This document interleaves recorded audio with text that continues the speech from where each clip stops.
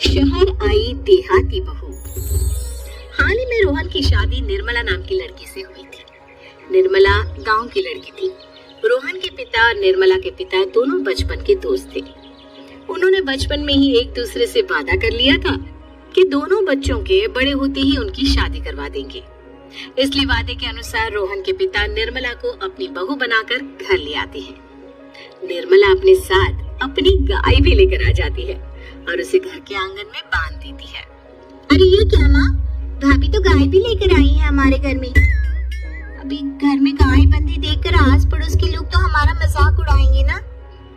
हाँ बेटा, तू ठीक कहती है, लेकिन क्या करूं मैं, तू तो जानती है तेरे पिता किसी की नहीं सुनते। अरे ये क्या निर्मला, तुम अपने साथ गाय क्यों लेकर आई हो? आपके शहर में पैकेट वाला मिलावटी दूध मिलता है ना, लेकिन मुझे तो रोज ताजा दूध पीने की आदत है। गाय लाकर मैंने ना बहुत अच्छा किया है। अब हम सब रोज ना गाय का ताजा ताजा दूध पियेंगे। अरे ये सब तो ठीक है, लेकिन तुम ध्यान रखना कि तुम्हारी गाय की वजह से आस पड़ोस के लोगों को कोई तकलीफ ना हो। हाँ हाँ, मैं सब देख लूंगी, आप चिंता ना करें। कुछ दिन बीत जाते हैं। फिर एक दिन, चल बहू, आज हमें बाजार से सब्जी खरीदने जाना है। उसके बाद सुनीता निर्मला को बाजार में ले जाती है। सब्जी के महंगे दाम देखकर निर्मला के तो होश उड़ जाते हैं। ये क्या माँ जी, 1000 रुपए की सब्जी, ये तो बहुत ही ज्यादा है। अब क्या करे बहू, शहर का तो यही हाल है। ना ना ना, मैं इस तरह पैसों की बर्बादी बर्दाश्त नहीं कर सकती। अब से ना हम इस बाजार से सब्जी नहीं खरीदेंगे। यहाँ फिर अगले दिन निर्मला घर के आंगन की मिट्टी खोद कर वहाँ तरह तरह की सब्जियाँ लगा देती है। अरे काव्या, तेरी भाभी तो बहुत अजीब है, उसने तेरे पूरे आंगन को खेत बना कर रख दिया। मेरी समझ में नहीं आता तुम लोग इस लड़की को कहाँ से पकड़ कर लाए हो। अरे सब मेरे पिताजी का किया धरा है। सालों पहले अपने दोस्त से किए वादे के चलते उन्होंने उस गवार को हमारे गले बांध दिया। अरे तेरी भाभी सच में एक नंबर की गवार है। उसे तो ढंग के कपड़े पहनने तक नहीं आते, ऊपर से उसने तेरे घर को गांव का तबेला बनाकर रख दिया है। उन औरतों की बातें सुनकर काव्या को बहुत बुरा लगता है। फिर वो अपने भाई रोहन से इस बात की शिकायत करने लगती है। रोहन निर्मला को समझाने की बहुत कोशिश करता है, लेकिन निर्मला के आगे उसकी एक नहीं चलती। फिर एक दिन रोहन निर्मला को एक शादी में ले जाता है। सभी मेहमान खाना खाने में व्यस्त थे। उधर रोहन भी अपने दोस्तों से गप्पे लड़ाने लगता है। तभी निर्मला तंदूरी चिकन के स्टॉल से ढेर सारे लेग पीस उठाकर अपने पर्स में डालना शुरू कर देती है। घर जाने के बाद इसे फ्रिज में रख दूंगी और कल सुबह मैं चीज सिखाऊंगी। फिर खाना खाने के बाद दोनों पति पत्नी वहाँ से जाने लगते हैं, लेकिन तभी दुल्हन का भाई उन्हें रोक लेता है। अरे ये सब क्या है? मैंने यहाँ खाना खाने के लिए सबको बुलाया था, खाना चोरी करने के लिए नहीं। तुमने पर्स में जो चिकन के लेग पीस छुपा रखे ना, चलो बाहर निकालो उन्हें। दुल्हन का भाई फौरन निर्मला से पर्स छीनकर सारे लेग पीस बाहर निकाल लेता है। मैंने इतना खर्चा करके खाने पीने का इंतजाम किया है और तुम हो कि यहाँ से खाना चोरी करके ले जा रही हो? शर्म आनी चाहिए तुम्हें। वहाँ मौजूद सभी लोग निर्मला को भला बुरा कहने लगते हैं। अपनी बेइज्जती होते देख रोहन दुल्हन के भाई से माफी मांगकर निर्मला को घर ले आता है।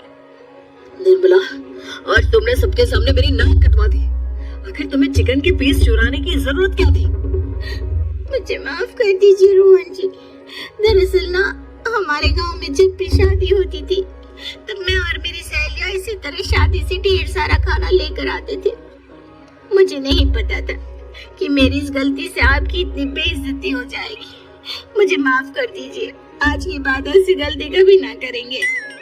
इतना कहकर निर्मला रोने लगती है। निर्मला को रोते देख रोहन का दिल पिघल जाता है और वो उसे माफ करके गले लगा लेता है। इस तरह कुछ दिन बीत जाते हैं। फिर एक दिन रोहन उदास होकर घर लौटता है। रोहन के कपड़े बुरी तरह फटे हुए थे। अरे बेटा, ये सब क्या है? किसी के साथ मारा पीटी हो गई है क्या? नहीं माँ, आज हमारी जिंदगी का सबसे बुरा दिन है। म्युनिसिपालिटी वालों ने हमारी दुकान तोड़ दी। आज से हमारी आमदनी पूरी तरह बंद हो गई। हे भगवान, हमने तो किस्त पर ढेर सारा सामान ले रखा है। अब हम सारे सामान की किस्त कैसे चुकाएंगे? मेरी तो सोचने समझने की शक्ति ही खत्म हो गई। पता नहीं आगे हमें और कितनी मुसीबत झेलनी पड़ेगी। आप सबको ना चिंता करने की जरूरत ना है, मैं सब ठीक कर दूंगी। तो कहना क्या चाहती है बहू? हम ना बोल कर नहीं बल्कि करके दिखाएंगे। हाँ। उसके बाद निर्मला अपने पिता को फोन करके गांव से 5 गाय मंगवा लेती है और फिर अगले दिन निर्मला सभी गायों का दूध निकाल कर बड़े बर्तन में भर लेती है। तुम ये सब क्या कर रही हो निर्मला? मेरी तो कुछ समझ में नहीं आ रहा। हम ना इन गायों का दूध बेचने जा रहे हैं, उसके बाद हमारे पैसों की समस्या खत्म हो जाएगी। हे भगवान, बस यही दिन देखना बाकी रह गया था। भाभी दूध वाली बनकर दूध बेचेंगी तो मोहल्ले में इज्जत क्या रहेगी हमारी? सभी लोग हमें तरह तरह की ताने मारेंगे। आप ना ऐसी बेकार की बातें ना करो काव्या जी। जब जेब का पैसा और पेट की रोटी छिन जाती है तो इंसान पहले अपने और अपने परिवार के बारे में सोचता है। और वैसे भी जिस काम से हमारा घर चले उसकी कभी ना बुराई नहीं करनी चाहिए। फिर निर्मला दूध के 2 बड़े बर्तन साइकिल के दोनों तरफ लटकाकर मोहल्ले में घूमने लगती है। दूध ले लो, दूध, गाय का ताजा ताजा दूध ले लो, बिना मिलावट का शुद्ध दूध ले लो। चलो चलो आओ भाई, जल्दी ले लो। तभी निर्मला के पास कुछ औरतें आती हैं। अरे तुम तो सुनीता की बहू हो ना? तुम इस तरह सड़क पर दूध क्यों बेच रही हो? निर्मला उन दोनों औरतों को अपने घर के हालातों के बारे में सब बता देती है। देखिए, मैंने ना अभी अभी गाय का ताजा दूध निकाला है। आप सब तो रोज पैकेट का दूध पीती हो, आज गाय का ताजा दूध पी कर देखिए, इसकी ना बात ही कुछ और है। हाँ बहू, मुझे तुम्हारी बात समझ में आ गई। लो, मुझे 2 लीटर दूध दे दो। उस औरत की देखा देखी बाकी औरतें भी निर्मला से दूध खरीदना शुरू कर देती हैं। थोड़ी ही देर में निर्मला सारा दूध बेचकर ढेर सारे पैसे इकट्ठे कर लेती है। उसके बाद निर्मला घर जाकर सारे पैसे अपनी सास को पकड़ा देती है। अरे बहू, इतने सारे पैसे! सच में तेरा आइडिया तो काम कर गया। अरे माँ जी, आप तो बस देखती जाइए, कुछ ही दिनों में मैं अपने घर की सारी समस्या खत्म कर दूंगी। हाँ। फिर अगले दिन से निर्मला गायों के गोबर से ढेर सारे उपले तैयार करके बेचना शुरू कर देती है। निर्मला को पैसे कमाते देख रोहन के अंदर भी हिम्मत आ जाती है और वो भी दूध बेचने का फैसला करता है। निर्मला के कहने पर उसके पिताजी कुछ और गायों का बंदोबस्त कर देते हैं। इस तरह दोनों पति पत्नी मिलकर दूध बेचना शुरू कर देते हैं। कुछ ही महीनों में उनका दूध का व्यापार खूब फल फूल जाता है। इसके चलते रोहन एक बड़ी दूध की डेयरी भी खोल लेता है। पिताजी, जब आपने निर्मला से मेरी शादी करवाई थी तब मैं मन ही मन आपको कोसा करता था, लेकिन आज मेरी समझ में आया कि आपका फैसला बिल्कुल सही था। आज अगर निर्मला ना होती तो पता नहीं हमारा क्या हाल होता।